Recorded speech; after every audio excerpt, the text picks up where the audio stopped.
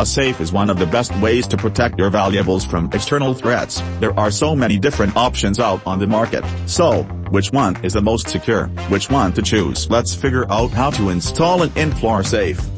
Choose a location and prepare it for installation. Clean everything up and check if there are no pipes underneath. Cover your safe not to get it damaged or scratched. Measure everything up and put marks on the floor. Make holes for mounting in your safe. Use a drill, hammer, jackhammer, or any other tool to cut out a space for the safe. Ensure that your safe fits in. Leave some space on the sides for concrete. Drill holes for mounting in the floor and clean everything out. Then fit the safe in. Mount it and fill the empty spaces with concrete. Leave it for 48 hours. We hope this guide was helpful for you. However, if you're not confident you can install the safe yourself, don't hesitate to call us. We'll gladly help you.